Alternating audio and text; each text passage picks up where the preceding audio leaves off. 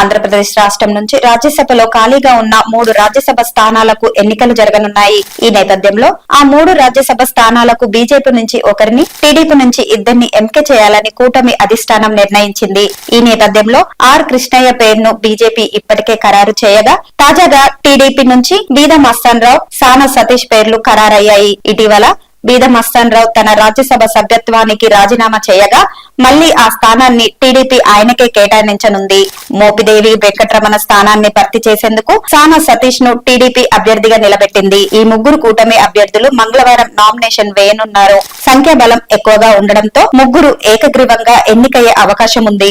వరంగల్ రామప్ప భద్రకాళి 1000 స్తంభాల ఆలయాలు ఉన్నాయన్న మంత్రి కోమటిరెడ్డి వెంకటరెడ్డి, వాటితో పాటు కాకతీయ కట్టడాలు, textile park, Kazipet coach factory ఇలా వీటన్నిటిని అవసరాలకు అనువుగా మామునూరు కొత్త ఎయిర్పోర్ట్ ను నిర్మాణం ఉండాలన్నారు. మామునూరు కొత్త విమానాశ్రయానికి 1000 ఎకరాల భూమి అవసరం ఉంటుంది. నిజాం కాలం నాటి పాత విమానాశ్రయానికి చెందిన 696 ఎకరాలు ప్రస్తుతం ఏఐ ఆధీనంలో ఉన్నాయి.